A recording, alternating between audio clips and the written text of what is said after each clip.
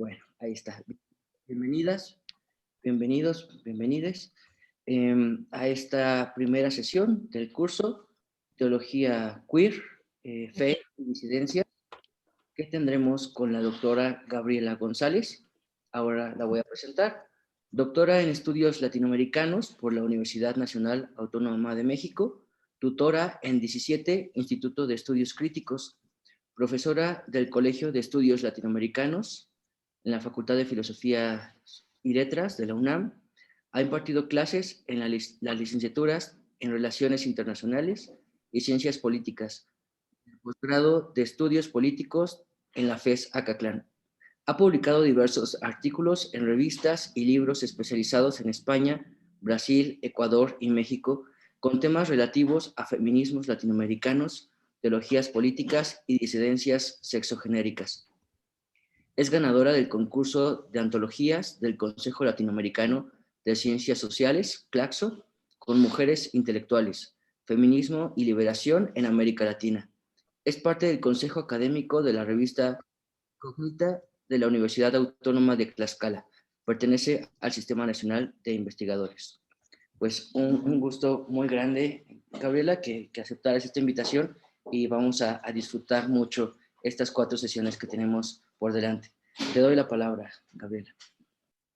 Hola Mario, muchas gracias más bien por la invitación, ¿no? Estos temas, además, que pueden llegar a ser muy álgidos en algunos espacios, creo que es interesante y es bonito repensarlos, ¿no? Y conversarlos, sobre todo, ir desmenuzando de dónde vienen y pues buenas noches a todas, a todos, a todes. Soy Gabriela, aquí traje una pequeña presentación.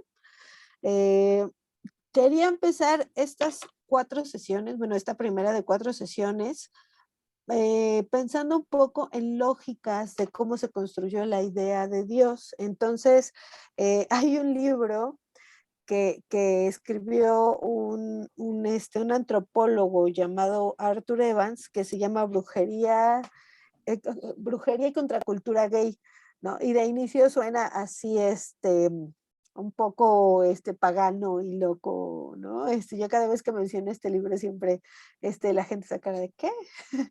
Pero a mí me parece que es una clave importante para empezar a entender esto de las teologías de las disidencias sexogenéricas o las teologías queers o las teologías gays. Entonces, les voy a contar acá por qué me parece interesante. Primero, creo que nos ayuda a pensar más allá de las cuestiones históricas que plantea, la lógica en cómo se fueron construyendo algunas formas de organización en torno a lo divino, ¿no? Él va a hablar en este libro de 3 tipos de Dios. Va a hablar de la diosa madre, ¿no? Que es también muy conocida, que ahorita se está retomando por parte de distintas mujeres que se están acercando a la teología, etcétera. Entonces, esta idea de la diosa madre como una diosa nutriza, es decir, alguien que nutre, cuidadora. La cuestión acá es que también va a estar ligada a la fecundidad, a la fertilidad y a la reproducción, ¿no? O la lógica de pensar en Dios como una diosa madre tiene que ver con el cuidado de la comunidad, y va a ser una diosa sensual y sexual, digamos, ¿no? Acá tengo unas imágenes de representaciones de culturas antiguas respecto a la diosa madre, ¿no? Entonces, es una cuestión que tiene que ver con el cuidado, con el cuerpo, incluso con los cuerpos desnudos de las mujeres que después van a venir a guardarse o a esconderse o a verse como algo negativamente, ¿no? Para nuestro autor, la diosa madre en realidad tiene como este vínculo con la tierra, este vínculo con el cuidado, ¿no? Y lo que va a decir es, bueno, las culturas que han existido a lo largo de la historia de la historia en torno al culto a la diosa madre, van a ser culturas que se muevan justamente bajo esta lógica, ¿no? Bajo la lógica de estar cerca de la tierra, ya saben, esta idea de la Pachamama, etcétera, ¿no? Entonces, esta es como la primera lógica a la que va a acceder. Después va a hablarnos, que además aquí es donde él va a hacer mucho énfasis, del dios Cernuno o el dios con cuernos. ¿Qué es este dios Cernuno? Él va a decir, es un dios festivo. Va a representar lo festivo, la sexualidad ritual. El culto va a ser con sacerdotes travestidos, no en el sentido del binomio de género que tenemos ahora, sino con máscaras, con atavios que rompen en realidad todo tipo de idea de género, ¿no? Si ya lo vieron con Cuitláhuac Moreno, la idea del queer incluso va con esta idea de desmontar el binomio de género, ¿no? No tiene por qué ser hombre o mujer, sino algo que además no se sabe qué es, ¿no? También el sentido de la máscara, el sentido del ropaje que se va a utilizar en este tipo de sacerdotes travestidos, tiene que ver con con una especie de festividad, ¿no? Y aquí traje una cita de Arthur Evans, dicen, estaba especialmente vinculado con la sexualidad masculina y a menudo aparece con una polla en erección. Es más, cuando está erecta, a veces se le retrata en compañía de otros hombres. Entonces, si nosotros buscamos algunas representaciones de este dios Cernuno o dios Cornuno, también lo llama así, pues vamos a encontrar como esta idea, ¿no? Del dios concuerdo, que en realidad Evans va a decir que es un travestismo, es una mascarada, son antifaces, ¿no? Y tienen también una vinculación con lo natural, con lo animal, con el sexo. También va a tener que ver con esta cuestión de la embriaguez. Acá nos van a decir, bueno, en Cartago, Balo, Jamón, en Asia Menor, Sabacios, en Egipto, Siris, Priapo, Pisadonis, Dispater, Tamus, son como ejemplos de este dios cornuno, ¿no? Este dios va a tener, como les digo, estas características de pensar en lo que a lo mejor ahora en nuestros tiempos y a nuestros ojos tiene que ver con lo carnavalesco o con un ritual menos formal de lo que estamos acostumbrados con las religiones del libro, ¿no? A lo mejor también ahí cercano a las teologías afro, no sé, pero sí es un dios que no corresponde a la idea del Dios Padre que se va a construir en el cristianismo o en el judaísmo, ¿no? Y bueno, la última de estas lógicas, no, y por supuesto, las culturas que se van a organizar alrededor de este dios Cernuno o de este dios Cornuno van a tener que ver con sexualidad ritual, o nos dirá Evans, tendrán una permisividad para el sexo mucho mayor que otras culturas. No va a ser va a ser un cuerpo que busque los placeres carnales, ¿no? Entonces, claro, con todos estos tiempos también de cosecha, de siembra, pero con ritualidades muy llamativas o muy dionisíacas, si queremos pensarlo también en esos términos, ¿no? Y el dios guerrero es la tercera lógica. El dios guerrero serán todas aquellas culturas que se organicen alrededor de un dios que va por la conquista, que va por la guerra, ¿no? Que va a construir una lógica miliciana, disciplinaria, y que el autor va a vincular con esta idea de masculinidad o hipermasculinidad hegemónica que conocemos ahora en los sentidos violentos, machistas, colonizadores incluso, ¿no? Entonces, bueno, lo que va a plantear Evans es que este dios guerrero va a empezar a avanzar contra otras culturas, tanto los que tengan el culto a la diosa madre como los que tengan el culto contra el dios Cornuno, porque su lógica es esa, su lógica es de la milicia y la conquista, ¿no? De la guerra. Entonces se hará uso de las distintas técnicas de guerra para irse haciendo de diferentes otras culturas, para someterlas, para tener tributos y para convencerlas. Lo que sucedería después de que el dios guerrero tenga un gran territorio conquistado es que van a surgir o van a ser parte de las principales culturas. Esta lógica va a ser parte de las principales culturas madres de Occidente, ¿no? En especial la romana. Que después va a tener una especie de entronque con la lógica también patriarcal hebrea que dará la lógica cristiana, ¿no? Entonces, ¿qué va a pasar en ese momento?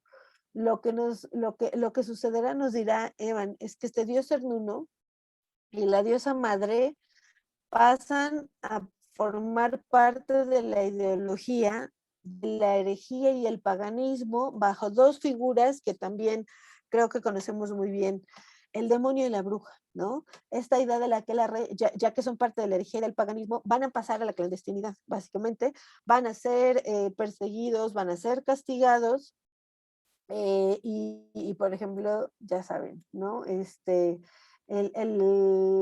equivalente al dios Cernuno después va a ser construido como demonio, con los mismos cuernos, con pezuñas, incluso nos dirá que también eh, está presente la figura falocéntrica, siempre en torno a este dios, rodeado de mujeres que serán ahí tipificadas como curanderas, como brujas o como mujeres que tienen estos conocimientos que tienen que ser controlados, ¿no?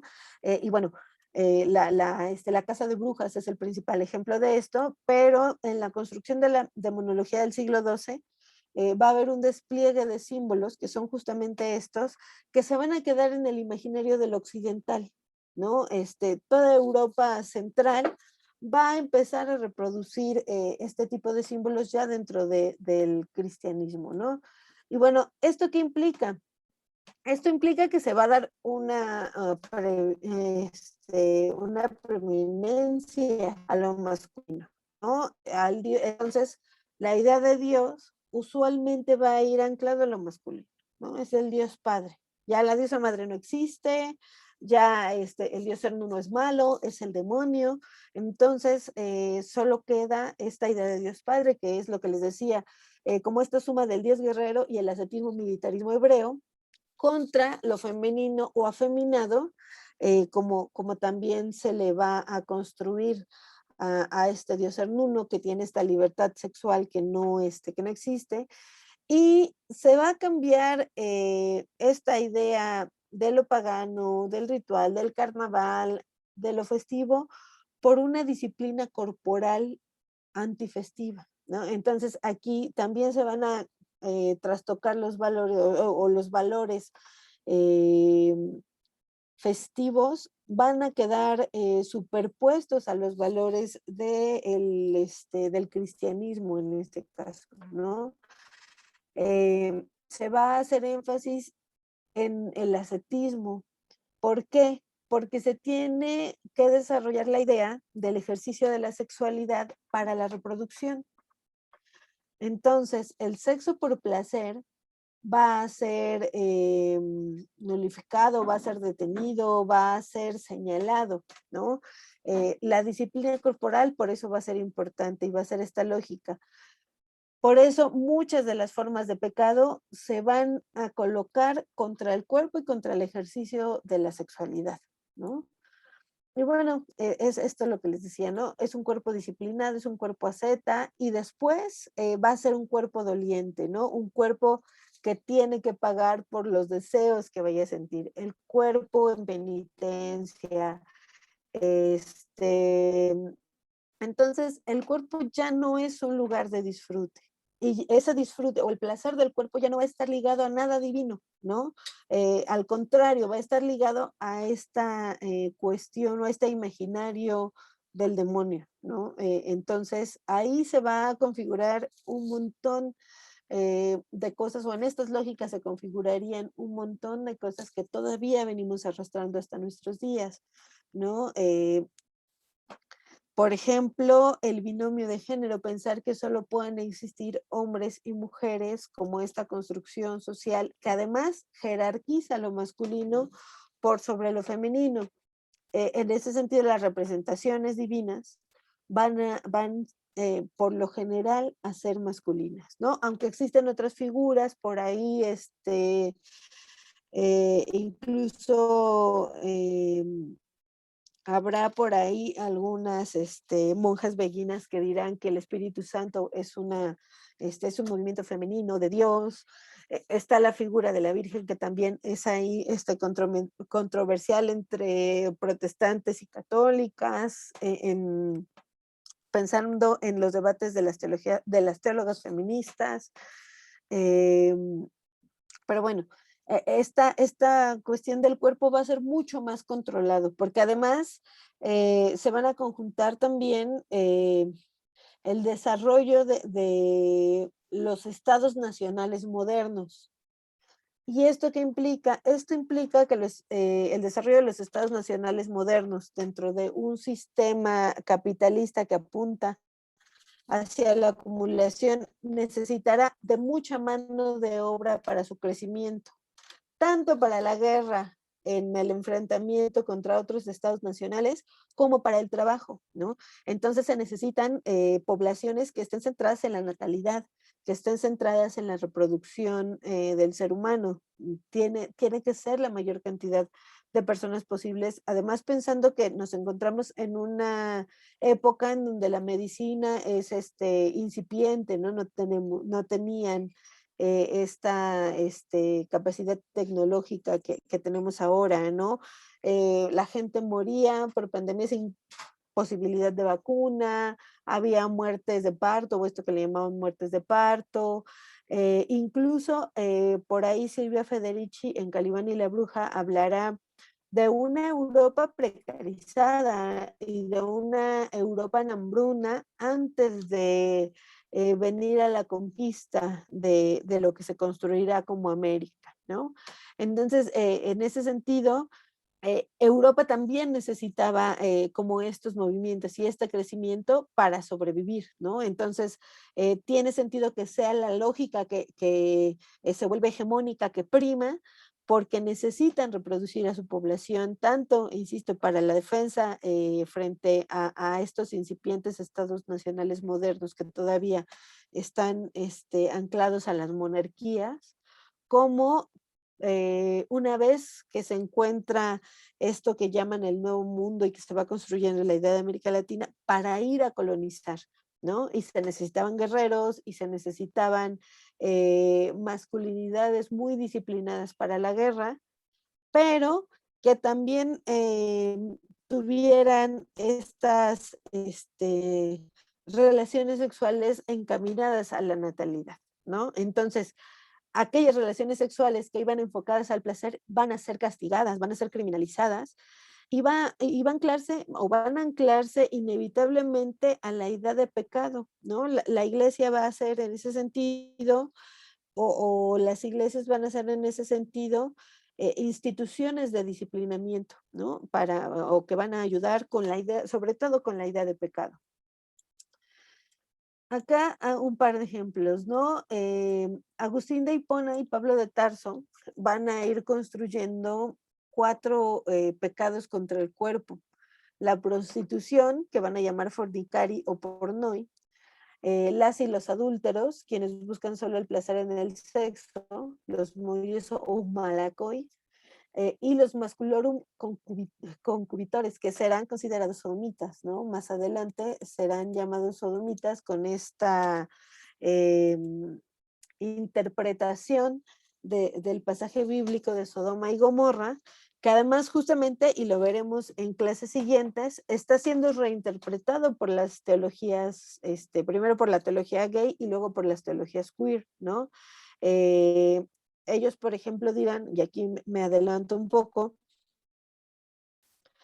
que en realidad la sodomía no hacía referencia a el sexo entre dos hombres, sino hacía referencia a un maltrato a los huéspedes y a un egoísmo muy exacerbado, ¿no? Entonces ahí se van a revisar traducciones, se van a revisar lógicas de cómo se llegó a la construcción de que el sodomita era alguien homosexual o alguien que gustaba de hombres que gustaban de tener sexo con los hombres, pero bueno, este tipo de pecados van a construir esta idea de que el sexo si no es para reproducir al ser humano, está mal, ¿no? Y entre ellos está esta idea de los sodomitas. Y bueno, acá coloco que esto junto con la institución del matrimonio homonormativo, es decir, solo entre varón y mujer, instaurado en el siglo II, cuando se vuelve una institución dentro de la institución religiosa, van a ser las bases para imponer a través de discursos teológicos la idea de pecado sobre sexualidad. Y bueno, esta vinculación del diablo con la sodomía va a ser una vinculación eurocentrada. ¿Por qué? Porque va a ignorar un montón de otras culturas que van a hablar de otro tipo de personas, digamos, que no encajan en la idea ni de hombre ni de mujer. Entonces, va a haber sociedades y culturas que van a hablar de distintas cuestiones. Por ejemplo, está aquí la tradición de dos espíritus o los terceros géneros o las sociedades de géneros múltiples. ¿Qué quiere decir? Que no corresponde la cuestión biológica o el cuerpo que tienes con los roles de género que conocemos tradicionalmente desde las sociedades occidentales o occidentalizadas. Por ejemplo, acá la tradición de los dos espíritus. Hay varias culturas, que además están varias en América del Norte, como los navajos o los pies negros, los Lakota que van a entender que dentro de una misma persona conviven el espíritu femenino y masculino, ¿no? Entonces, acá tenemos Navajo, Mujaye, Zuni, Hopi, Yuman, Crow, Yokut, Papago, los Cheyennes, Wimbago, Omaha, Ojibwa, Cocopa, Apache, Miami, Yorok, Piega Lakota y Pies Negros van a tener esta idea de que en una persona pueden vivir dos espíritus, ¿no? ¿Qué términos se utilizan para estas personas de dos espíritus que no son binarias, ¿no? No son hombre o mujer, son las dos. Acá les llaman Nadle, Otto Spirits, Verdaches, Wingte o, este está más difícil de pronunciar, Ninauposkitsipche, o mujeres con corazón de varón, ¿no? Es decir, no solo estamos hablando de homosexualidad masculina, sino también de mujeres que ahora nombramos lesbianas, que son mujeres con corazón de varón, dirán estas interpretaciones. Después tenemos a esta idea del tercer género, es decir, hombre, mujer y otro, ¿no? No está como esta idea de los dos espíritus, sino es un género tercero. Aquí están los zapotecas ismeños, rarámuris. En la India existe un tercer género, Polinesia, Samoa, Omán, Tailandia, Filipinas, la cultura Mapa en Etiopía, Kenia, la cultura Mbo en el Congo y los cunas de Panamá. ¿Cómo se les llama? Mushe para el caso de hombres homosexuales que en los últimos años han venido también a travestirse o a hacer trans, personas transgénero, de varón hacia mujer. Y las mujeres lesbianas en esta cultura se les llama Nguyui. Bueno, los rarámuris les llaman naguiwis, reneques, ropeques, poechis, ropes o puchicachi.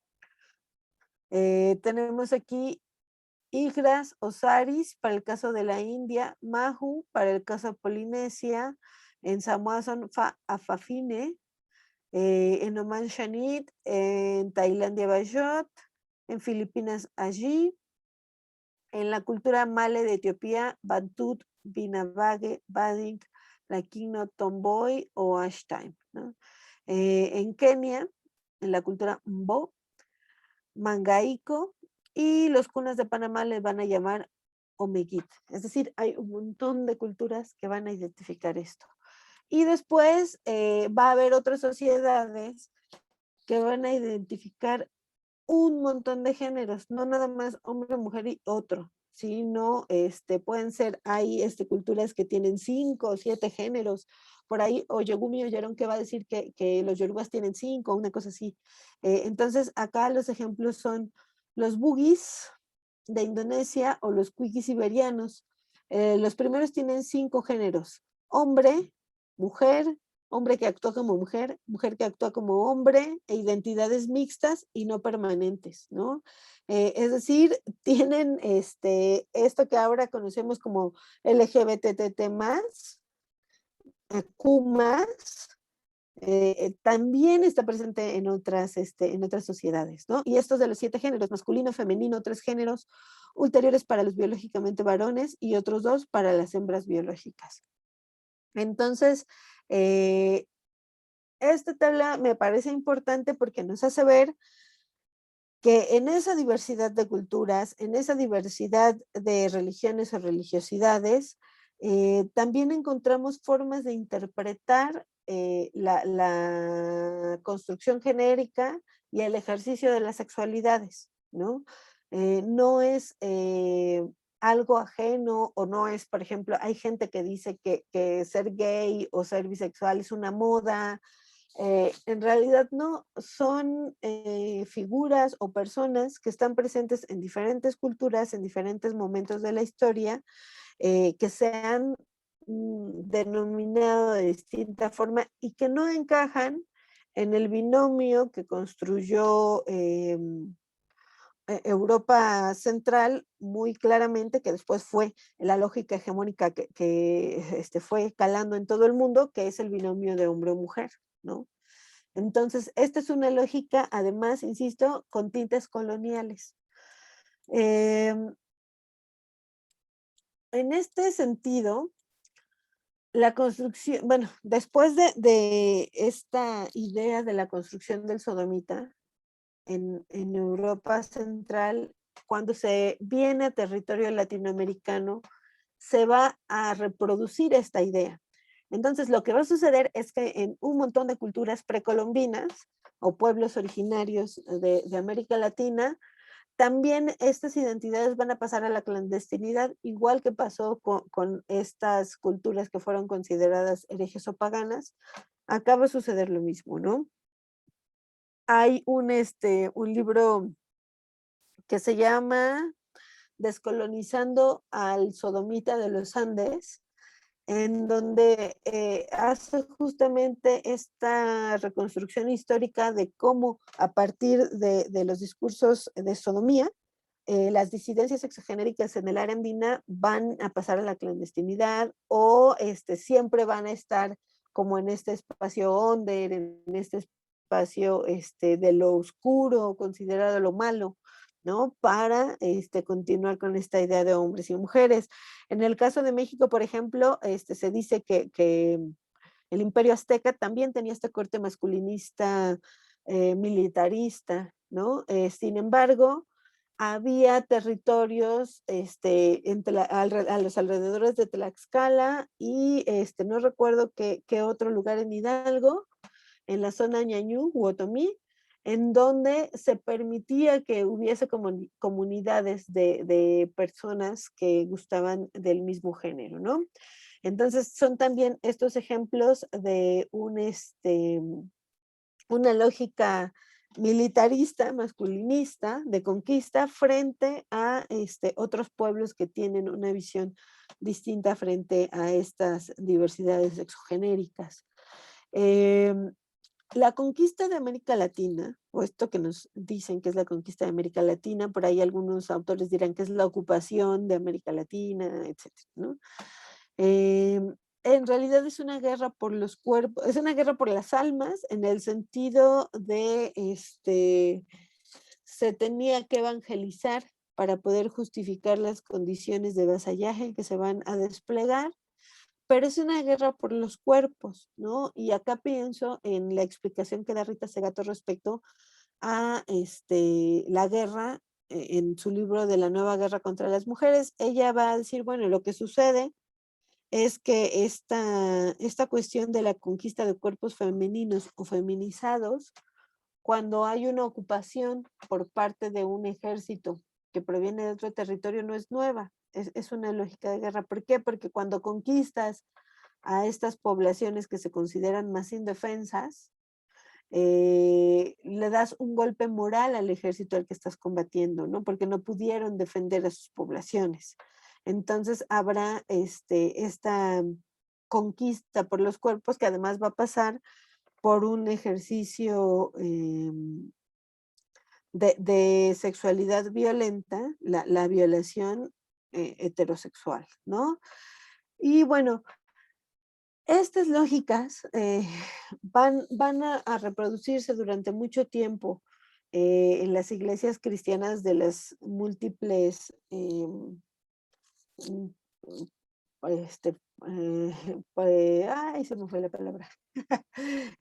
Las múltiples iglesias cristianas van usualmente a seguir esta lógica del Dios Padre, ¿no? Las representaciones de lo sagrado ligado a lo masculino serán menores. Por ejemplo, hay muchísimas menos santas que santos. Hay el lugar más importante, a lo mejor lo tendrá en la Iglesia Católica, la Virgen María, en sus múltiples representaciones también. Las doctoras de la Iglesia Católica, por ejemplo, también son mucho menos que los doctores de la Iglesia Católica, ¿no? Hildegarda von Bingen y Teresa, creo que son las únicas doctoras de la Iglesia. Y bueno, esto se va a venir arrastrando hasta la teología de la liberación. ¿Por qué quiero hablar de la teología de la liberación? Como a lo mejor muchos y muchas de ustedes sabrán, la teología de la liberación es una teología que responde a problemas sociales, políticos en América Latina, ¿no? Son también, o sus principales representantes están pensando como figura central de las lecturas teológicas a los pobres, a las pobres, las teólogas feministas que después se van a sumar a esta teología de la liberación. Pero esta teología de la liberación no va a dejar de ser masculinista. Es decir, va a tomar a los pobres como un sujeto estándar que no va a ver las condiciones específicas de las mujeres pobres, ¿no? Que tienen ahí o se enfrentan a violencias sexuales, a un maltrato obstétrico, ginecobstétrico, no tienen la libertad de decidir sobre su reproducción, etcétera, ¿no? Estas críticas, por ejemplo, las llevan a cabo muy bien Ivonne Guevara, a una que vamos a leer las siguientes semanas, en especial, que me interesa, que es Marcela Altaúz Reid, ¿no? Marcela Altaúz Reid es una argentina metodista que va a ser la primera en hablar de una teología queer o esto que se conoce como teología queer ahora, que ya está más circulado y más conocido. Ella en su teología indecente o en otro libro que tiene que se llama Queer God, va a hablar justamente de por qué no tenemos que pensar a Dios como un Dios padre o como un Dios masculino, ¿no? Sino como un Dios sin género, es decir, un Dios queer. Incluso ella va a ir a extremos de hablar de un Dios festivo o de un Jesús marica, ¿no? Por ahí la Iglesia Católica le hizo una condena muy fuerte a Marcela Altaúz Reid, pero Marcela Altaúz Reid es primero una teóloga de liberación latinoamericana. Los cursos que ella va a ir a impartir a Europa son de teología de la liberación, ¿no? Incluso esta teología indecente que vamos a revisar, comienza hablando de mucha de la teología de la liberación, pero va a hablar desde un punto de vista corporal, desde un punto de vista sexual y desde un punto de vista de las mujeres y los maricas pobres, ¿no? Entonces ella ahí hablará un poco en términos de que Jesús es el único acompañante de este tipo de poblaciones, etcétera. Pero bueno, lo veremos más detenidamente. Ella va a hacer una crítica a la teología de la liberación masculinista, a quien, por ejemplo, la construcción de género no le interesa nada, a quien no va a pensar en la posición específica de estas disidencias porque las seguirá viendo mal, ¿no? Incluso cuando estas teologías ya no se desarrollen como tales, el caso de Enrique Dussel, por ejemplo, que después empezó haciendo como una especie de trabajo histórico teológico, la historia de las iglesias en América Latina, pero después busca como este camino más laico y empieza a desarrollar su filosofía de la liberación. eh, en la primera filosofía, en su primer tomo de la filosofía de la liberación del 75, me parece que es, él va a ser muy duro con la homosexualidad, ¿no? Él va a dejar fuera la homosexualidad en la erótica de la liberación. Él va a decir, las relaciones sexuales tienen que ser cara a cara y ahí se da la liberación. Y cuando habla de las lesbianas, por ejemplo, dicen, es lo más antinatural y es una influencia norteamericana y tienen que quedar fuera, ¿no? Conforme van reeditándolo, esto lo va a ir también suavizando un poco, ¿no? Como que también va entendiendo esta lógica de inclusión que va ocurriendo a lo largo de las décadas, pero en un inicio es muy duro, ¿no? Muchos teólogos de la liberación van a ser muy duros en ese sentido, pero se van a ir abriendo también algunos otros espacios, ¿no? Cuando las teólogas empiezan a desarrollar primero desde el punto de vista femenino, cuáles son los problemas de las mujeres, cómo se piensa, muchas de ellas se van a ir a las lógicas de la diosa madre, ¿no? Pero también se van a ir abriendo otros caminos. Una de las cosas que, por ejemplo, sucedía desde mi disciplina, que son los estudios latinoamericanos, es que siempre se hablaba de la doctrina social de la iglesia o la teología de la liberación como esta teología progresista, esta teología revolucionaria que rompe con muchas eh, de las cuestiones jerárquicas dentro de la iglesia, o pretende poner en el centro otros temas, ¿no? Que no tengan que ver con las jerarquías. Entonces se habla de las comunidades eclesiales de base, pero usualmente se habla como si la teología de liberación hubiese sido en los 70s, a lo mejor en los 80s en Centroamérica, y de repente quedan por ahí algunos comités, que ahora trabajan con migrantes, pero se quedó ahí, ¿no? Y cuando yo empecé a hacer mi tesis doctoral en esta investigación de qué clases, yo empecé, me encontré con un ensayo de Marcela Altaúz-Wright y me volvió la cabeza y empecé a investigar, ¿no? Tenemos una diversidad teológica posterior a la primera teología de la liberación impresionante, ¿no? Las teólogas feministas, la teología indígena, la teología afro-latinoamericana, que además es muy curiosa porque también es de las que rescata más esta idea del cuerpo y del empoderamiento a partir de la sexualidad, o más bien de esta religación con lo divino a través de la sexualidad, eh, trayendo elementos del cristianismo y trayendo elementos de las religiosidades afro, de las religiones afro, ¿no? Entonces, eh, están ellas, y están las teologías gays, lesbianas, que se van a desarrollar en Estados Unidos, que de hecho eso es lo que veremos la siguiente sesión, ¿no? Cómo se fueron ahí desarrollando las teologías gays y lesbianas en el contexto norteamericano, pero también asumiéndose como teologías de liberación.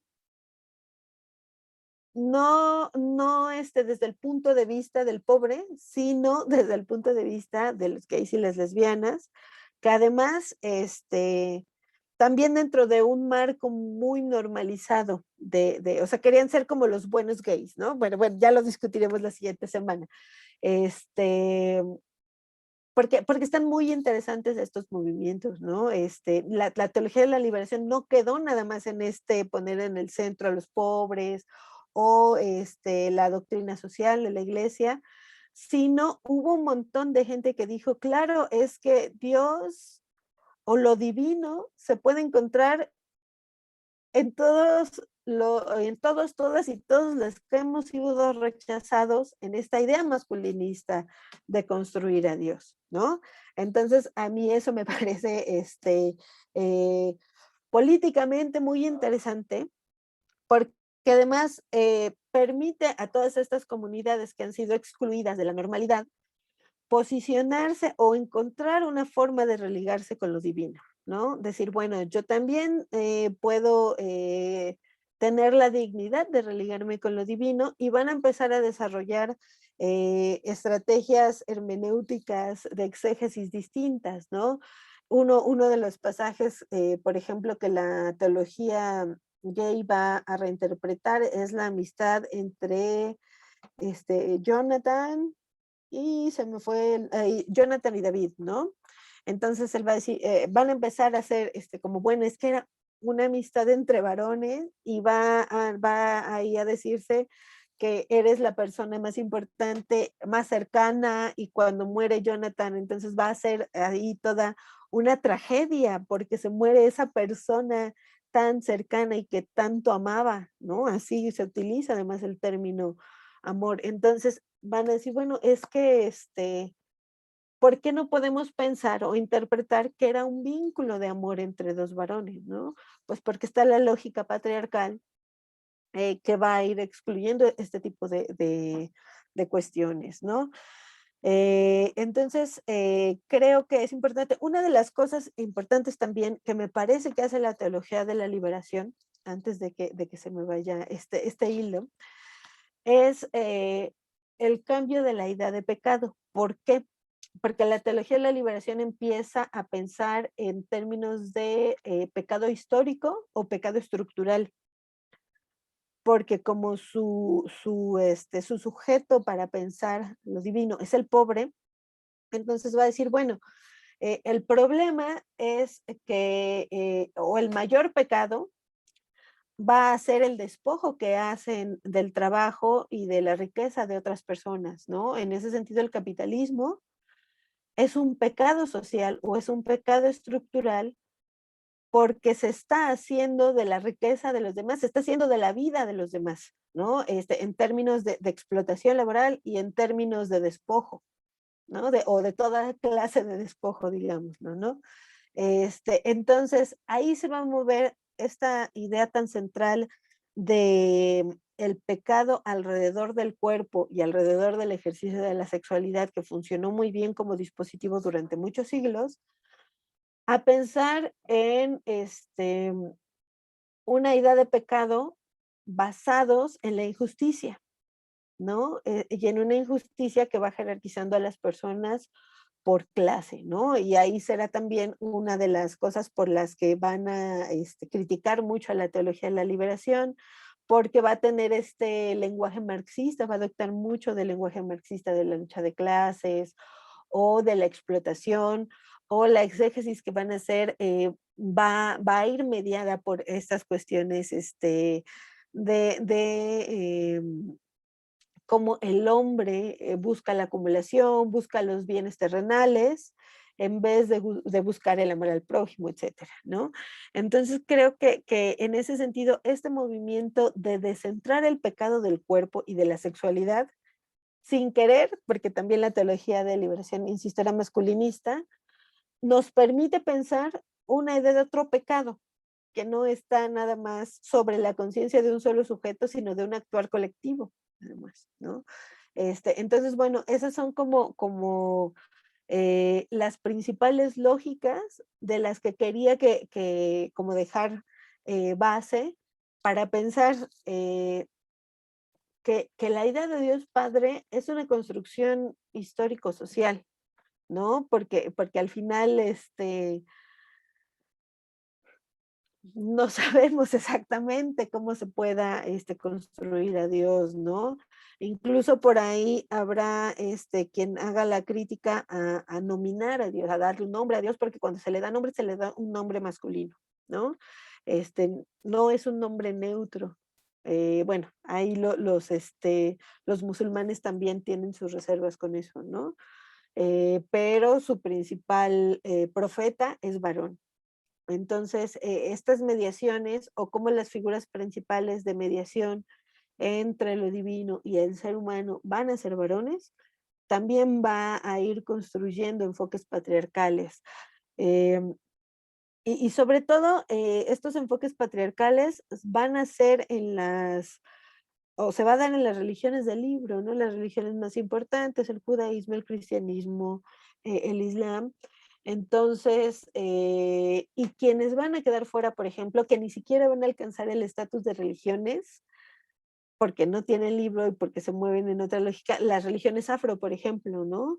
Que se les llama religiosidades o se les llama de otra forma que no es religión porque hay un carácter colonial ahí, ¿no? Entonces, las mediaciones no son necesariamente varones, los espíritus o las lógicas sobre las que se mueven no van a dar tanto esa preeminencia. Por ahí incluso esta religión yoruba o esta religión orisha van a tener una permisibilidad sexual más abierta que las religiones del libro, ¿no? Pero claro, esas lógicas no permearon porque son lógicas excluidas de la construcción moderna, capitalista, hegemónica, que fue muy ligada a las religiones del libro, ¿no?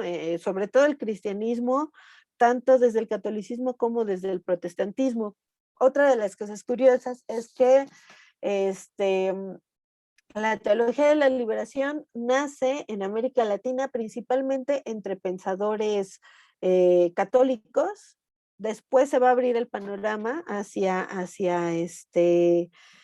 teólogos de algunas denominaciones protestantes, pero estas teologías gays y lesbianas van a ser principalmente desde iglesias protestantes, ¿no? Y después va a venir acá como una ola en donde también el catolicismo va a empezar a desarrollar en algunos resquicios muy pequeñitos estas ideas de la diversidad, de la diversidad sexogenérica, ¿no?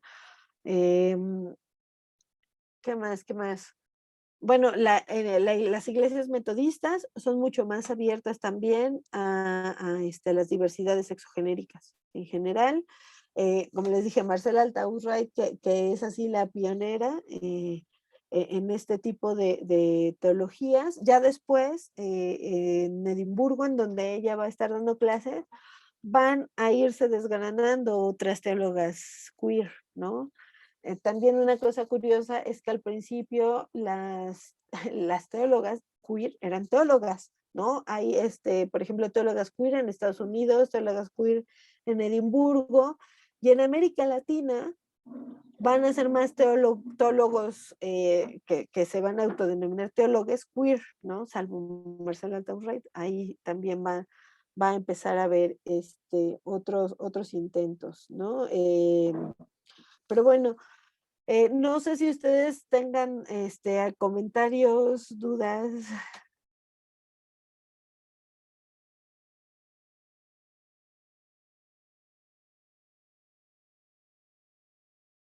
Anímense, anímense.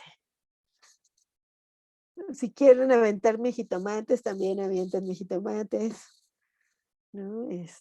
La cuestión es que empezamos a abrir el diálogo. Ahí, Martina, si gustas. Sí, buenas noches a todos, ¿cómo están? Doctora, yo quiero preguntarle, en todo este antecedente que nos dio de las culturas a través de la historia, ¿estas culturas antiguas sí aceptaban, incluían a esta diversidad de personas o también las excluían como se hace en la sociedad actual o discriminaban? Pues es que se supone que las culturas se especula, ¿no? Porque además siempre tenemos este problema histórico de frente, que las fuentes son muy fragmentarias, ¿no? Sobre todo en culturas mucho más antiguas, las fuentes son fragmentarias. Pero lo que se especula es que, por ejemplo, las culturas en torno a el dios Cernuno eran mucho más permisivas sexualmente, ¿no? Y eran aceptadas porque no había este cierre de géneros como lo conocemos ahora, ¿no? Incluso ahí Evans nos dirá para las culturas que tienen ahí a la diosa madre como centro, van a ser más permisivas, aunque sí va a haber un rol de género de cuidado, ¿no? Parecido al que tenemos ahora, pero la sexualidad femenina va a tener más libertad, ¿no? Incluso por ahí hay quienes hablan de matriarcados, ¿no? Por esta centralidad de la diosa madre. Y este otro cuadro que les mostré de las culturas, hay culturas que todavía están vigentes y que los aceptan y las aceptan. Hay algunas que han tenido cambios, por ejemplo, de los casos más conocidos, ¿no? Que son los mushes. Los mushes siempre han existido para la cultura zapoteca, pero antes se vestían de varones, ¿no? No existía, ahora que es mucho más llamativo, que es este travestismo, ya se visten también como las famosas teguanas, digamos, ¿no? Entonces también creo que a la vista de la posibilidad de hacerse visibles, han podido decidir si se travisten o no, ¿no? Por ejemplo, si se representan como masculinos o femeninos, pero su lugar, por ejemplo, en la cultura zapoteca es digamos, nacer biológicamente varón, pero tener preferencia por ejercer una sexualidad con otros varones. Otra de las cosas, por ejemplo, es que son las personas que cuidan a sus papás, ¿no? Los papás van envejeciendo y ellos tienen la responsabilidad de cuidar a los papás, se dedican a ciertos oficios, entonces también se les ha dado roles que tienen que ver con el imaginario también patriarcal moderno, ¿no? La cuestión acá, que también me parece interesante señalar, es que no se trata nada más bueno, llegó la modernidad y ya todos se tuvieron que ocultar. Hay lógicas que quedaron superpuestas, digamos, ¿no? Imbricadas. Entonces hay prácticas sociales que medio se asoman, pero luego los ocultamos. O discursivamente se dice otra cosa. Yo, por ejemplo, creo que en los diferentes barrios de la Ciudad de México, por ejemplo, no siempre hemos visto figuras travestidas o en estéticas o que se dedican a la cultura. Siempre han sido parte de la cotidianidad, ¿no? Sin embargo, incluso señores, ¿no? Señores como muy así, que se cortan el cabello con este tipo de personas o que también conviven, ¿no? Y que de repente a la hora de hablar o de dar sus discursos resultan súper homofóbicos, transfóbicos. Entonces es un poco también contradictorio, ¿no? Pues son parte de la comunidad, me cortan el pelo o vienen a comprarme, les acepto, los saludo, todo bien, pero cuando se trata de presentarse públicamente, yo soy muy macho, yo odio a eso, ¿no? Además, cómo se les nombra, maricas, jotos, etcétera. Entonces yo creo que incluso dentro de estos parámetros de masculinidad y de machismo en las que somos formados, formadas, siempre se encuentran estas formas de convivencia, ¿no? Y eso a veces no se dice, es tan cotidiano y es tan obvio que no se dice, ¿no? Entonces, creo que en ese sentido, tanto estas culturas, no sé, varios pueblos originarios, ¿no? Que todavía están vivos, vigentes, aceptan a estas figuras porque su forma de ver el mundo, su cosmovisión, es así, ¿no? No está a lo mejor tan sesgada como la nuestra. Pero también creo que la nuestra ya se va dando cuenta que esto ha existido siempre, ¿no?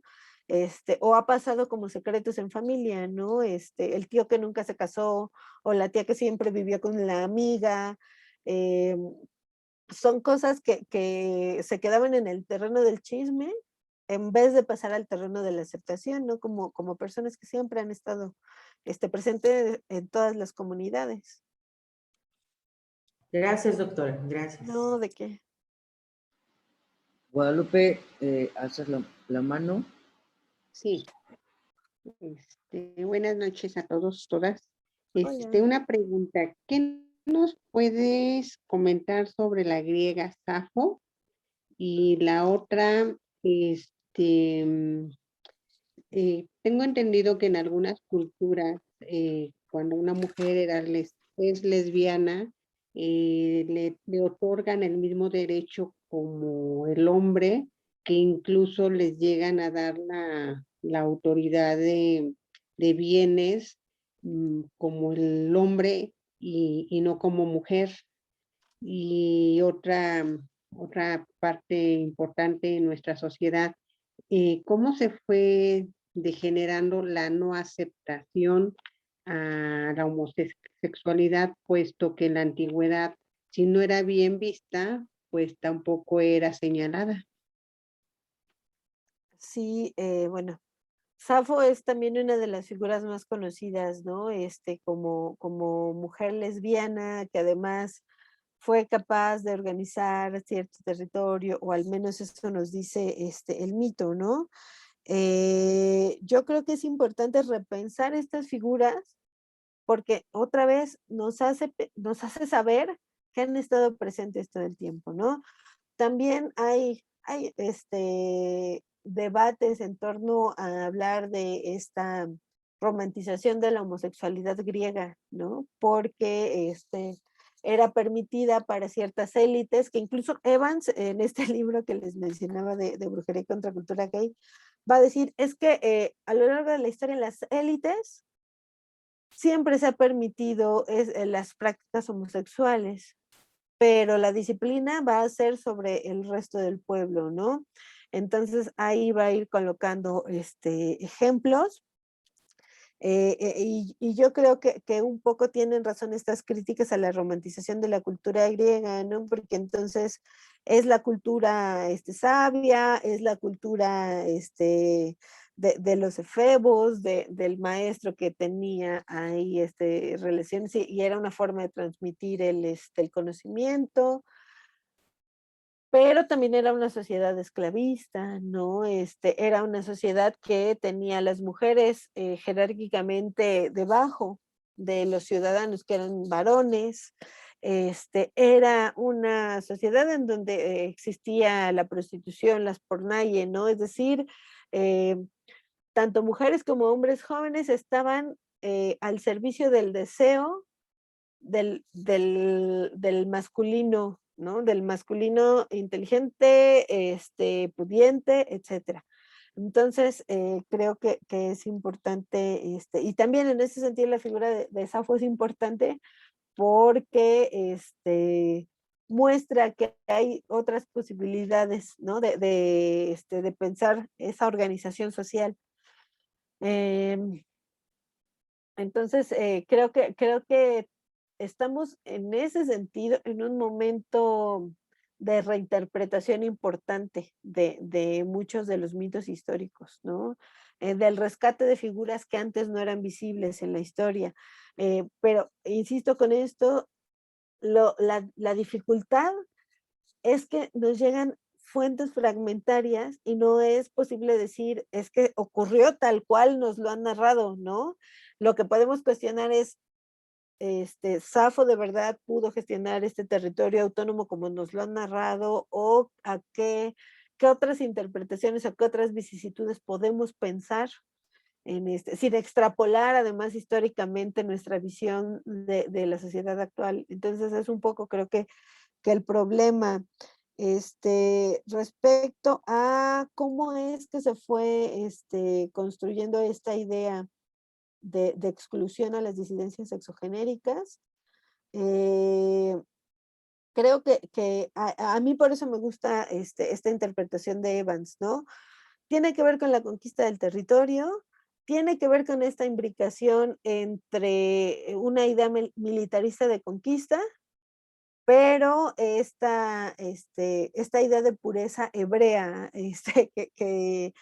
ahí en el Imperio Romano es en donde van a converger, ¿no? Y va a ser algo que el cristianismo va a jalar. Ahí Pablo de Tarso tendrá un papel muy importante porque él es una de las figuras que va a tener más cuidado con estas denominaciones del cuerpo y con este cuidado del cuerpo, una especie de asepsia, ¿no? El cuerpo tiene que mantenerse puro, porque incluso la lectura que va a hacer Franz Hinkelhammer respecto a Pablo de Tarso va a poner mucho énfasis en en algo que otras interpretaciones de Pablo no hacen, que es una lectura corporal de Pablo, ¿no? Entonces, él nos dirá, Pablo va a jalar muchos fragmentos de distintas cartas y dirá, es que Pablo no nos habíamos dado cuenta que está haciendo este énfasis en el cuerpo porque para Pablo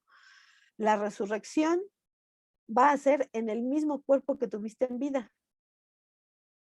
Entonces, entre más lo cuides, más aséptico, menos lo tires al vicio, al placer, etcétera, pues cuando resucites en ese mismo cuerpo, pues tu cuerpo va a estar más sano, ¿no? Es un poco la lógica, a lo mejor, de forma muy general, pero creo que esa idea, ¿no? Hebrea, más esta idea romana militarista, se va a juntar y va a construir una lógica patriarcal, meramente patriarcal, más las necesidades de los estados nacionales modernos adelante, que como les dije, son natalistas. Lo que nos va a dar es una iglesia a partir del siglo II, con esta cuestión muy fincada en la sexualidad para la reproducción.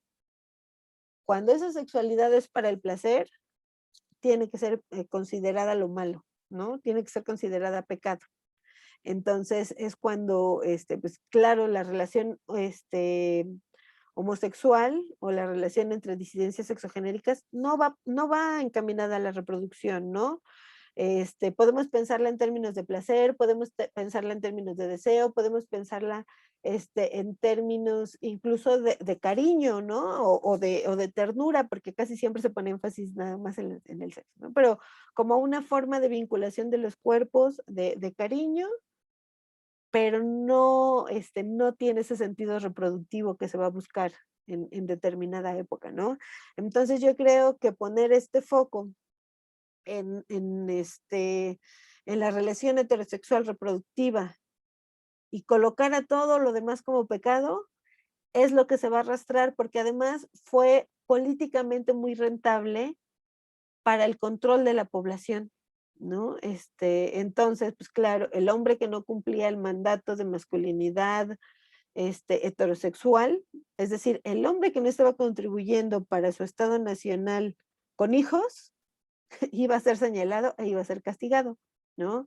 La mujer que no estaba contribuyendo en la misma lógica era la bruja o era la loca, ¿no? También es otra de las figuras que por ahí se va a construir.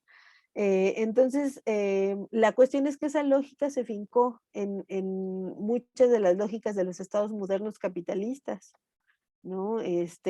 Además, la iglesia más importante del mundo, que es la Iglesia Católica, muchas de las iglesias cristianas protestantes van a seguir con esta lógica, ¿no? De que la sexualidad solo es para tener hijos, hijas.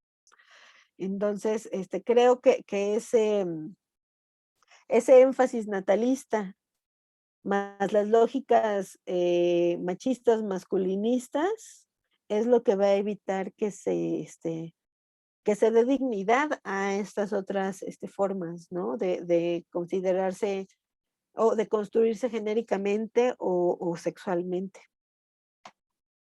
No sé si te contesté. Es que no hay un punto, o sea, que digamos, en el año tal, tal, tal, fue cuando sucedió. Son procesos, ¿no? Entonces, no puedo así tener una respuesta tan puntual porque creo que nadie la tiene, pero sí podemos entender cómo se construyeron estos procesos, ¿no? Y claro, por ahí Derrida decía que el afuera construye lo de adentro, ¿no? Entonces, todo lo que vamos dejando excluidas como sociedad, va construyendo lo que sí es permitido, ¿no? Entonces, pues claro, primero vamos a dejar afuera a los que creen en otros dioses que no es el nuestro, ¿no?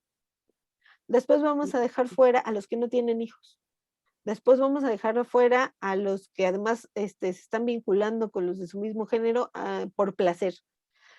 Entonces se van construyendo esta serie de exclusiones para dejar en el centro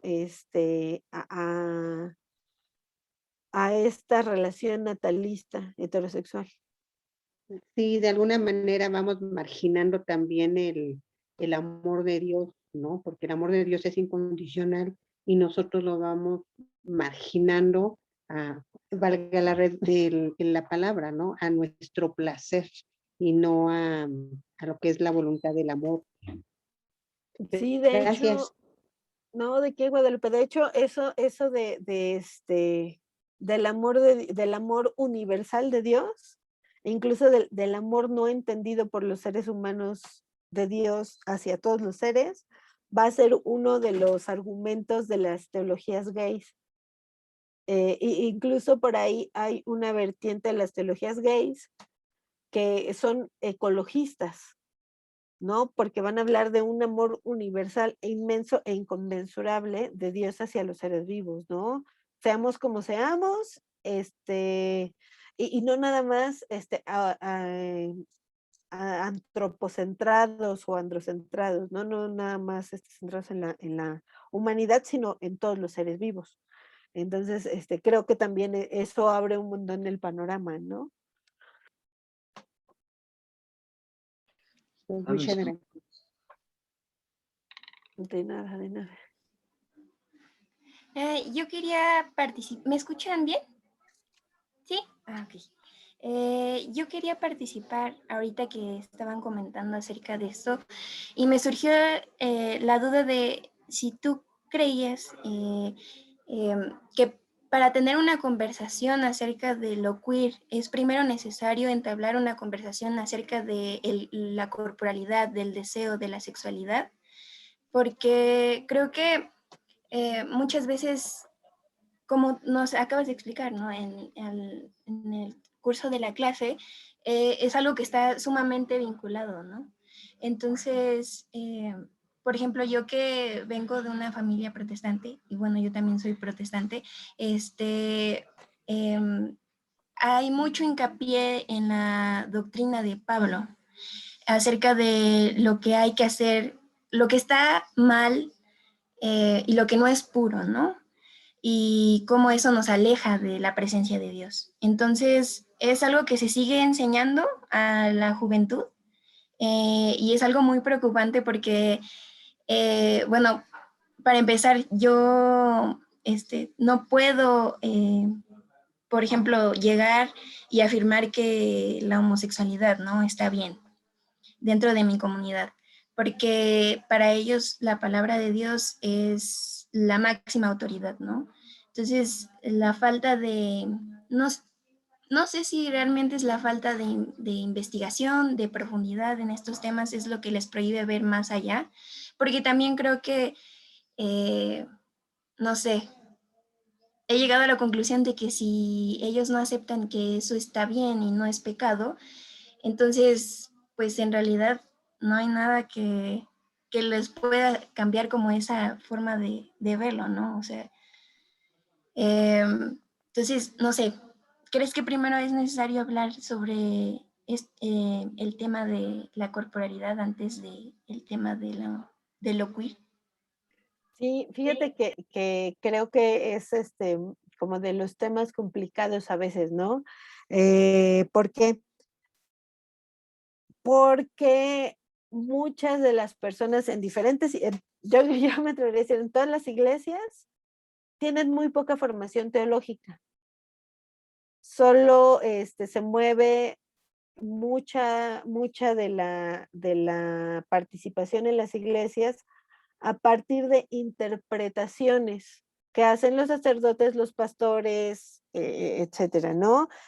Los grupos de lectura usualmente van dirigidos por personas que, como todos y todas nosotros, arrastramos cada quien diferentes prejuicios, ¿no? Entonces, pues claro, si socialmente en general nos forman bajo lógicas machistas, patriarcales, homofóbicas, es muy probable que hagamos esas interpretaciones machistas, patriarcales y homofóbicas sobre la Biblia o sobre lo que estamos viendo en la tele. Porque detrás de eso hay toda una cultura en todos los espacios en los que nos movemos, ¿no? Entonces yo creo que de inicio hay que pensar que nuestra cultura está afincada sobre esas premisas, ¿no? Machistas, patriarcales, homofóbicas. Por eso quise empezar también con lógicas, ¿no? Lógicas de pensar a Dios.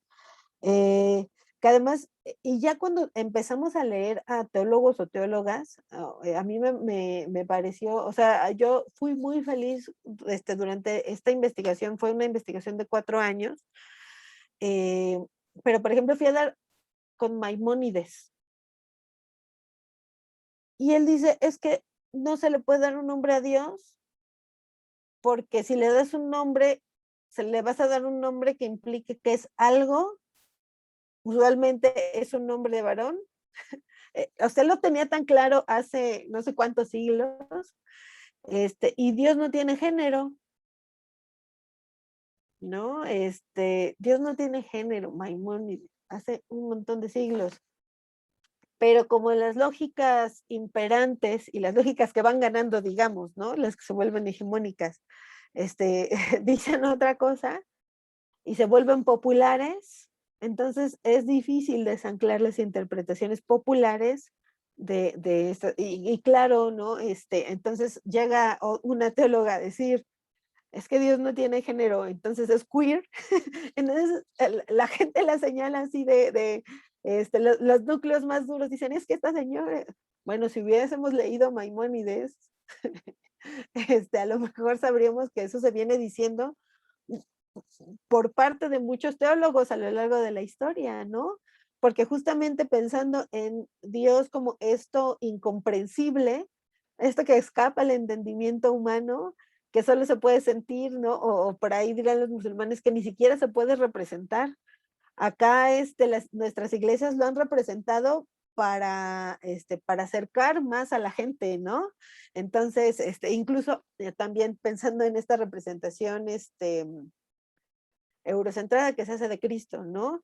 Es un Cristo italiano, no es un Cristo judío, y cuando salió la, la reconstrucción del Cristo judío, hubo gente que se enojó mucho, porque eso choca con las creencias populares que conforman estas lógicas hegemónicas, ¿no?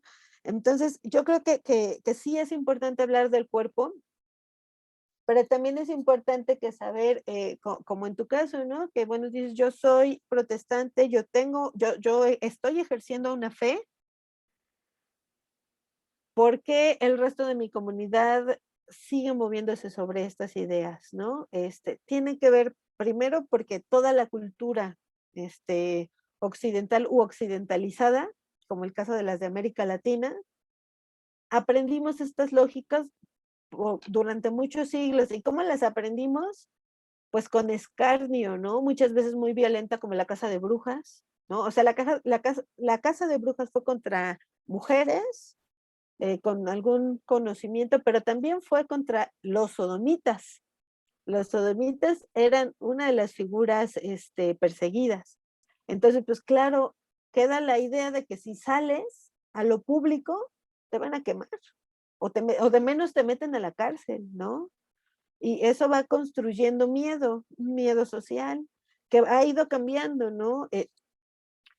Si hasta en nuestros días se hace la burla, ¿no?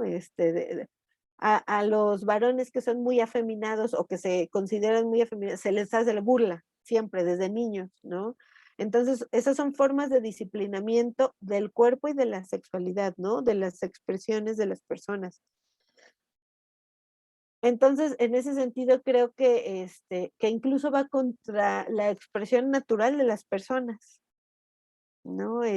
Porque te hacen comportarte de la forma que la sociedad te dice que es correcta, no lo que sientes, y te tienes que ocultar para evitar esos señalamientos, esos castigos, esas burlas, ¿no? Ya no se meten en la cárcel, pero por ejemplo, si pensamos en los movimientos de liberación homosexual en México, hasta los años 80, 90 del siglo pasado había redadas de policías, ¿no? O sea, tenemos muy pocos años en que todas estas personas que se han movilizado y han salido del closet han empezado a ser medianamente respetadas, ¿no? Pero es por una construcción histórica larguísima, ¿no? Son muchos años. Entonces, creo que sí tiene que ver con el cuerpo, pero también ser conscientes de esas construcciones históricas o de estas interpretaciones históricas, y que muchas veces en las iglesias no aprendemos teología, no nos vamos a interpretaciones teológicas, escuchamos solo la mediación de la interpretación que alguien más hizo desde su punto de vista, ¿no? Que no, a lo mejor no necesariamente se dedica a eso porque a lo mejor entre semana tiene su oficio, sus cosas, y el fin de semana, con todo eso que trae del mundo, viene a mediar entre personas que se están acercando y esta persona que a lo mejor lleva más tiempo leyendo, ¿no? Los textos que se consideran sagrados. Entonces yo creo que por eso es importante acercarse a teólogos y teólogas, porque sí te abren el panorama de una forma increíble, ¿no? Y eso a mi Sadaí. A mi Sadai, sí, a mí está bien, para que no se confundan. Gracias, Muy bien. gracias. No, ¿de qué a mí? Simple. Hola, Ay, profesora. Sí, hola, muchas gracias. ¿Qué tal? Sí, sí. Sí me escucho, ¿verdad? sí te escuchas. Ay, muchas gracias por la exposición. A mí me interesaron un montón de aspectos, pero me quedé pensando en esto que comentó de la lectura de Pablo que hace Kinkelhammer. Este punto de vista de hacer o construir una teología desde el cuerpo, no sé si estoy diciendo bien, pero bueno, sería como uno de los puntos principales para comenzar una crítica a algo así como una teología con pretensiones totalizantes y por lo tanto, entonces como la puerta para comenzar múltiples teologías y por lo tanto la puerta para echarnos la responsabilidad de qué estamos haciendo nosotros. Sí, totalmente, ¿no? Fíjate que Franz Hinkelhammer es un caso muy curioso en la teología de la liberación, porque él es alemán, es católico alemán y llegó a Chile, con el movimiento popular chileno, en tiempos de Allende. Cuando se da el golpe de Estado por parte de Pinochet, Hinkelhammer sale huyendo, ¿no? Es de los que tiene que salir porque si no, adiós. Y él se va junto con Hugo Asman y se van a sentar en Costa Rica. Ahí van a fundar el Departamento Ecuménico de Investigaciones, el DEI. Tienen varios artículos para descargar, ¿no?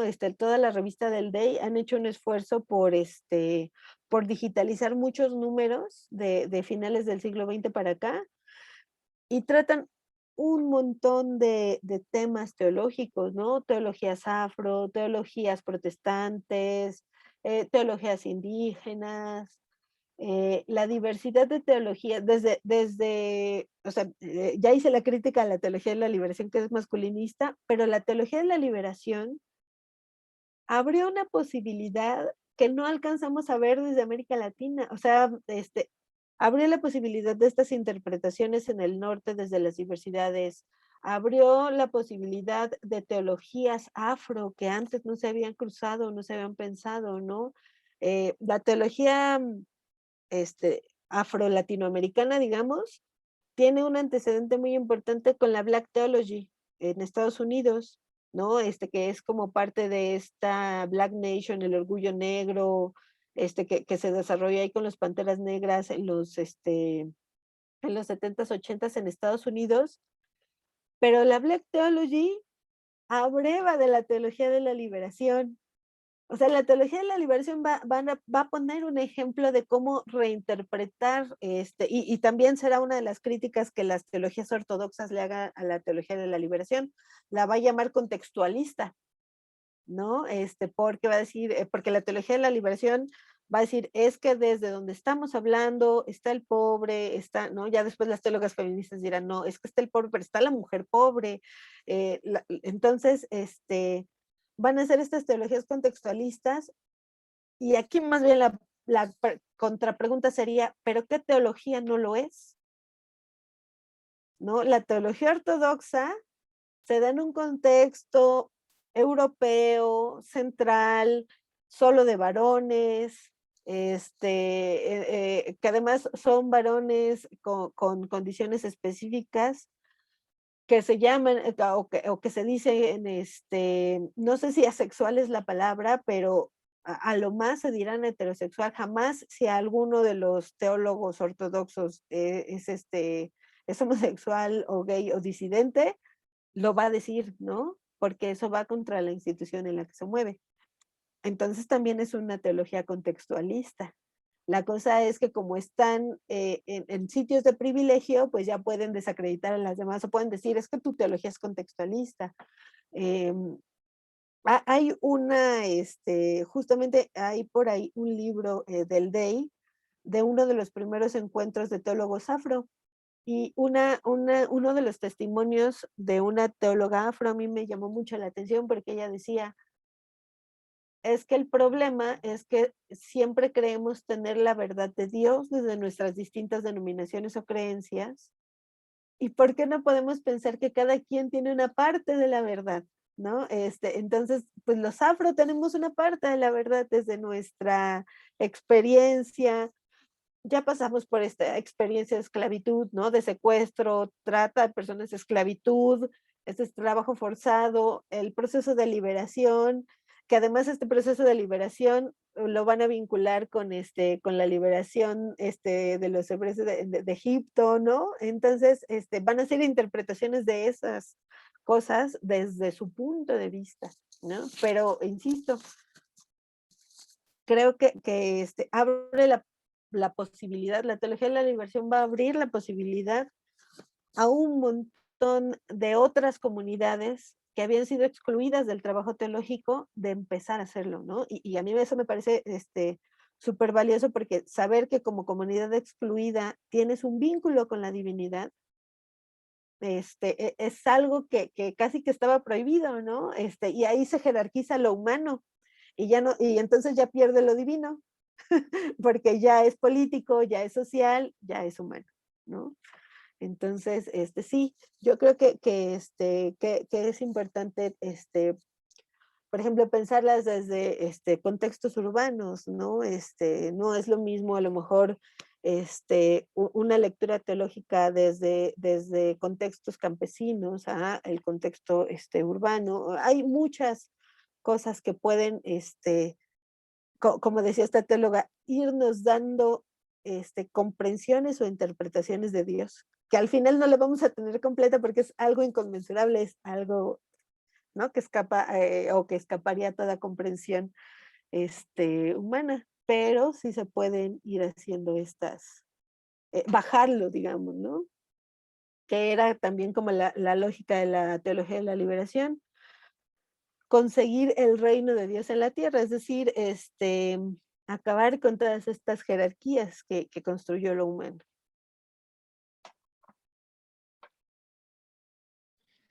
Muchas gracias. Tengo De nada. Ajá. igual un comentario que buscando como ideas para el cartel de este curso, pues ya salió esto de Los Ángeles, y la verdad como que me encantó, ¿no? O sea, como que lo veía y me gustaba mucho por el tema que proponía, ¿no? O sea, creo que ahora los comentarios han ido sobre la reflexión sobre el cuerpo, pero también desde lo espiritual, como has dicho, ¿no? O sea, la teología negativa tiene ahí una puerta enorme, ¿no? Para pensar la diversidad en todas sus expresiones, ¿no? Maneras, posibilidades, ¿no? Y eso, o sea, como que me fascinó mucho, pensando que es un tema como muy, pues, polémico, ¿no? Y compartirlo ahí con otras personas. Creo que, pues, ya este anuncio de la imagen de los ángeles como no sé, espíritus pues indeterminados, ¿no? Está genial. Y aún así, creo que, o sea, no se pueden concebir, o sea, existan o no existan, pero su afectividad no se puede negar, ¿no? O sea, sino cómo se relacionan con todo, ¿no? Empezando con Dios, ¿no? Está padre eso. Sí, y fíjate que no es de teología, es afro, pero una de las cosas interesantes es que hasta en estas, ¿no? Las representaciones de ángeles siempre son blancas. Hasta que empiezan a meterse los artesanos afros o los artesanos indígenas y empiezan a cambiar entonces ya de repente en América Latina encontramos en las iglesias ángeles morenitos o estos querubines que están en muchos de los retablos, ¿no? De repente ya sí se parecen a los mexicanos.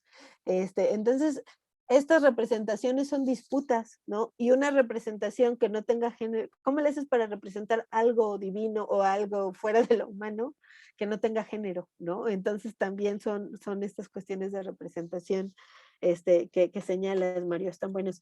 Acá le contesto a Lina, sí va a haber un material de lectura para la siguiente semana. Vamos a revisar el libro así creo que sí se llama Teologías Gays y Lesbianas de Melusina. Nada más una parte pero les mando todo el PDF por si quieren ahí seguirlo, ¿no? Pero se lo mando yo creo que mañana, María, ¿no? Para que lo circule. Va. Muy bien. Y una última pregunta por el tiempo. Leonardo, adelante. Tu micrófono, Leonardo. Ahí está apagado. Más que una pregunta, creo que no nos percatamos. Anoté muchas cosas, ya habrá tiempo de platicar. Espero que no robarte tanto la próxima vez. En la oficina, esta Navidad, puse un nacimiento conformado por 2 Josés y un niño moreno. Cuando llegaba la gente, no se percataban. Lo miraban, un nacimiento. Cuando yo propositivamente les preguntaba, ¿qué observas? Tampoco lo miraban. Bueno, tampoco es que los 2 Josés fueran idénticos, un José de este tamaño, el otro José más grande, etc. Y dice, pues ese, ¿quién es San Judas? Les digo, no. ¿Qué nos falta ahí? ¿O qué miras en todo caso? Y dicen, pues nos falta María. Le digo, es que mi nacimiento está conformado por 2 Josés y por un bebé adoptado, según yo, porque era un bebé pues morenito. Pero si no ponemos el punto, la gente no se percata. De todas mis anotaciones, para no robarte tanto tiempo, la próxima sesión con gusto. Ay, no te preocupes. Me encantó. Podemos seguirlo discutiendo. Es que además yo también me prendo porque es una de las cosas que me parecen más interesantes en el mundo, ¿no? Porque pues a todos y a todas nos enseñan desde pequeñitos en las diferentes iglesias ciertas formas, ¿no? ¿Sí? Pero ya cuando te detienes a pensarlo, dices, pues es que si Dios está más allá de lo que nosotros estamos suponiendo, entonces esto que me estás diciendo a lo mejor no encaja tampoco, ¿no? Entonces de ahí puedes empezar Y esto que dices, ¿no? La gente a lo mejor no lo nota, pero como socialmente tenemos todas estas condicionantes machistas, patriarcales, homofóbicas, pues claro, ahí es cuando les recuerdas a las personas eso, es cuando ¡puf! Estalla, ¿no? Y creo que decidí elegir Josés, pues porque eso es más, genera más conflicto. Las Marías las puse en mi casa, el nacimiento de 2 Marías, con un bebé, pues con un Jesús, con un niño Jesús, pues del color que conocemos. Me hacías reflexionar, esto que estamos abordando es absolutamente complejo y se puede mirar pues desde diferentes perspectivas, dependiendo de donde tú te sitúes. Creo que sí tenemos una gran carencia, y hablo por mí, de lectura y de acercamiento teológico. Y bueno, pues con alguna frecuencia también confundimos asuntos, confundimos cosas, o pues nos quedamos, como tú lo señalas, con traducciones y con interpretaciones de cualquier texto que tú te quieras acercar. Cuando realmente averiguamos las traducciones y nos vamos, entre comillas, a la literalidad de la traducción, porque nunca va a ser traductore, traditore, dicen por ahí algunos, pues necesitaríamos nacer en ese contexto y con ese idioma para intentar entender qué nos quisieron decir. Lo demás pues son aproximaciones a aquello que está ahí plasmado. San Pablo, por ejemplo, dice que el cuerpo es el templo del espíritu, palabras más, palabras menos. O nos vamos al Génesis y el Génesis dice que el hombre está hecho a imagen y semejanza de Dios. Y luego entonces, ¿por qué eso no permea en las culturas? ¿Y qué sucede con los mushes? ¿O qué sucede con aquellos que prefieren a una persona de su propio género para relacionarse? O aquellos que nacen como varones y en algún momento descubren que no son varones, que son mujeres, etcétera. Es contradictorio y a ratos casi esquizofrénico, digo yo. Y luego me voy a aquello que tú mencionabas en un inicio.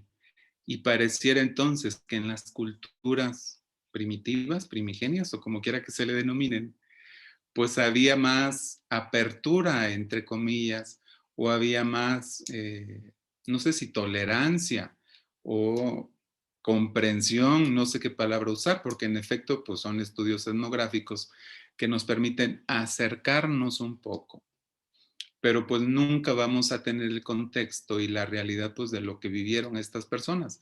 Pero el hecho de que tengan términos, palabras para designar algo, cosa que nosotros no tenemos, o al menos el español que yo conozco no lo tiene, y si lo tiene es para usarlo de manera despectiva, en algunos casos, a mí me hace reflexionar, y esto que tú hablabas de la etnosexualidad, de etnosexología, abrió una puerta que yo desconocía, y eso te lo agradezco. Esos son los comentarios que hace. Me faltó uno. Tú comentas de que el propósito es la reproducción.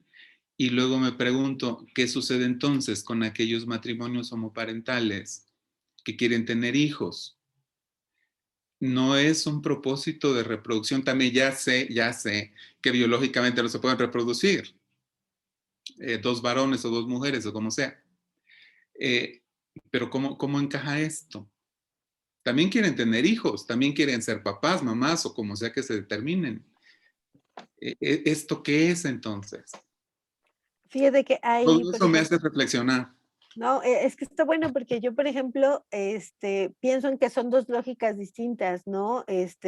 La sexualidad para tener hijos en este sentido capitalista de tener mano de obra o de tener personas para la milicia, ¿no? Que en realidad están investidos de un discurso religioso, pero que tienen un trasfondo político, ¿no? Okay. Y esta cuestión de la homoparentalidad, maternidad, de dos mujeres o dos varones, parejas del mismo género que quieren tener hijos, hijas, yo creo que es una cuestión de cuidado, Ok.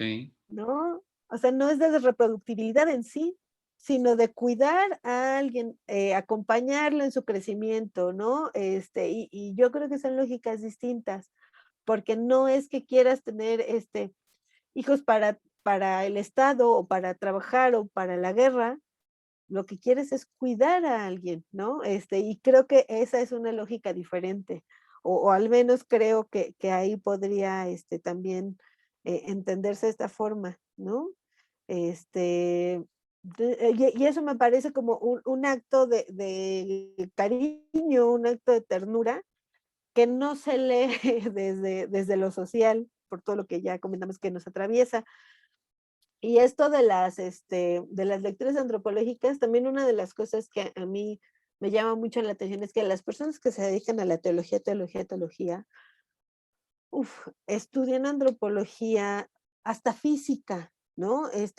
Historia, sociología, filosofía, para tratar de acercarse, porque justamente son cosas que exceden, ¿no? A la lógica habitual. Entonces, sí, ahí nos falta a todos y a todas, yo creo que una vida, ¿no? Para medio ir tratando de dilucidar algunas cosas. Gracias, Leonardo. Muy bien. Pues ya nos hemos pasado de la hora, creo que ha estado muy, muy emocionante e interesante escucharte, Gabriela, y también a cada una y uno. Entonces, pues nos vemos la próxima semana a esta misma hora para continuar.